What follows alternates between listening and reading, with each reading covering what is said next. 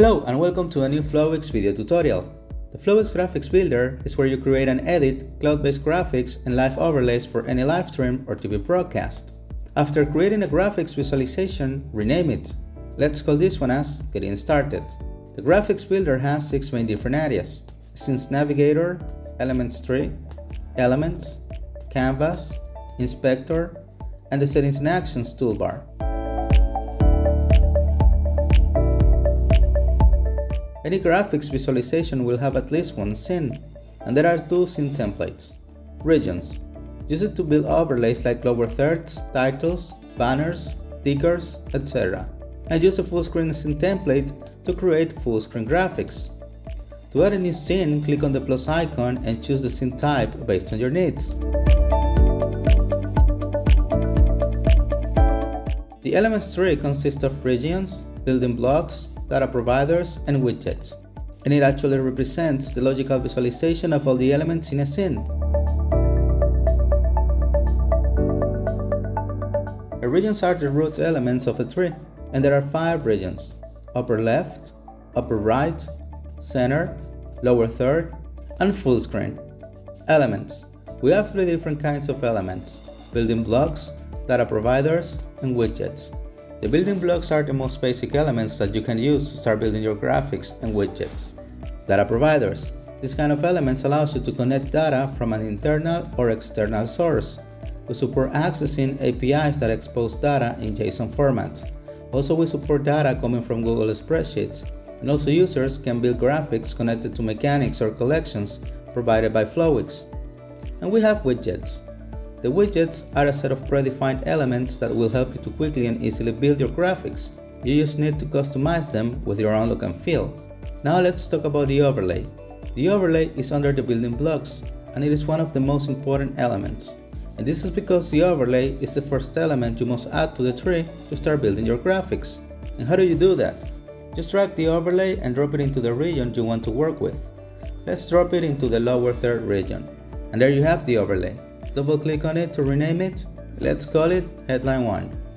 You can add as many overlays as you need. It could be in the same or different region. Let's call this one as Headline 2. In case you want to delete an overlay, just click on the 3 dots and then remove. The canvas is the area where you will visualize the elements that you have added to the tree. If we add a widget as a child of the overlay, then you can see the widget displayed in the canvas. From the canvas, we can select the elements and manipulate some properties like position and size. For example, we can make this element smaller or bigger, or we can change its position wherever we want inside the canvas. These properties can also be changed from the inspector at the right side of the editor.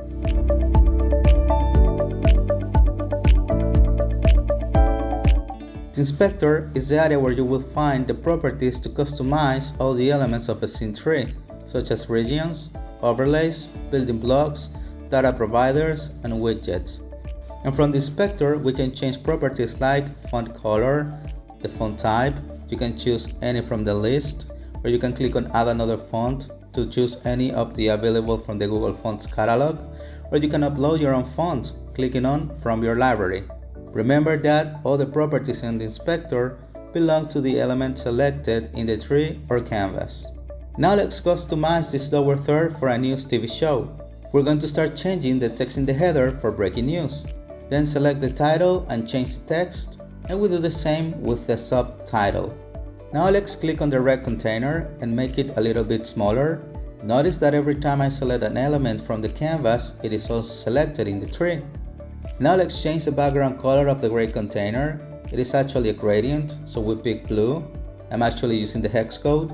And for the second color, we pick black and give 90% of opacity. And now we have our overlay customized and ready to go on air. If you would like to have more lower thirds with the same customization styles, then you need to select the overlay, do Ctrl+C, and then click on the region and do Ctrl+V. Now we have 2 equal overlays. Let's rename the new one as Headline 2 and edit its title and subtitle. So as you can see, you can have multiple overlays in the same region. You can identify an overlay because next to it you will find the in and out button that would allow you to control the visibility of the graphic or elements contained in the overlay.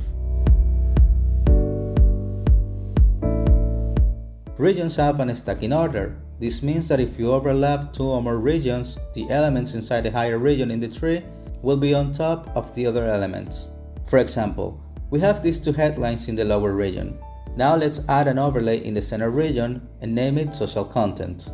As a child of that overlay, let's add a comments card widget and place it on this side of the screen. If we move the widget, you can see that it's always on top of the elements that are in the lower region. For the elements in the tree, it's the same logic.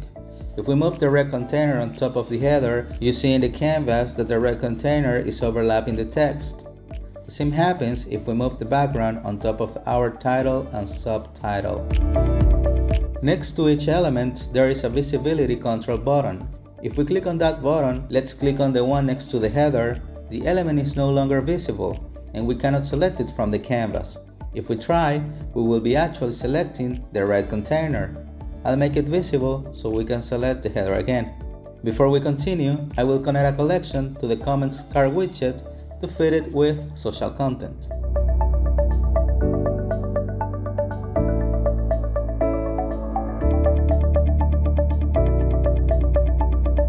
And here we have some interesting buttons. We have the undo and redo, and also we have a shortcuts button that you can take a look to find out the available keyword shortcuts. Next to the undo and redo, we have the screen size button.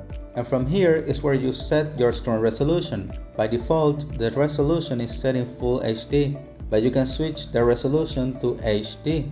And we also have this Add New button. This will allow you to add a custom resolution. For example, let's add a vertical screen resolution. Name it as vertical screen and set the width and height and click on Add.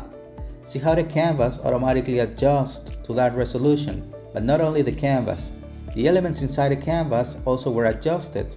So before starting to create your graphics, make sure you have set the right screen resolution to avoid additional customization. After you have finished building and customizing your graphic, you need to publish it. So click on Publish and then Publish again, and this will enable two new buttons, the Open Remote and the Open Output.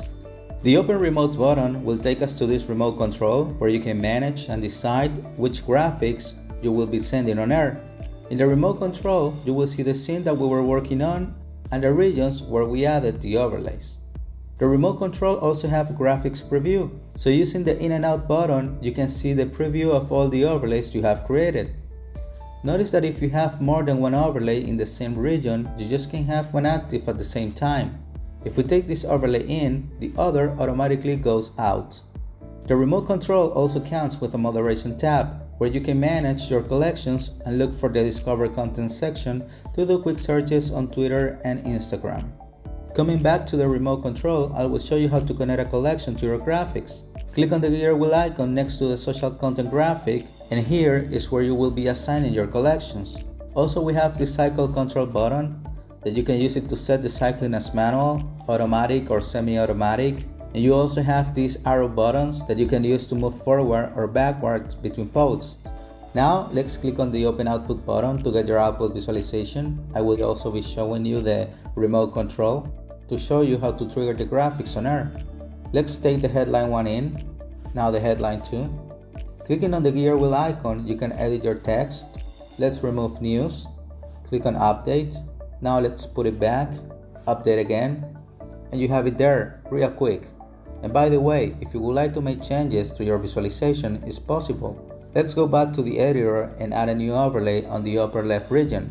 I will change its position and size, rename the overlay as channel logo, and I will add an image element as a child of the overlay.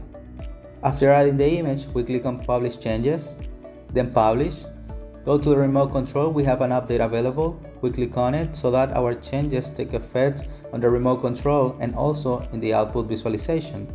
Along with the output visualization, find the output URL that you can use to integrate your graphics with your desktop or cloud-based production software through a web or browser source. Also, for a traditional TV broadcast workflow, you can connect a PC via HDMI or SDI to the switcher to display the graphics you have built in Flowix. And this is all the basics you need to know to start using our graphics builder. Thanks for watching.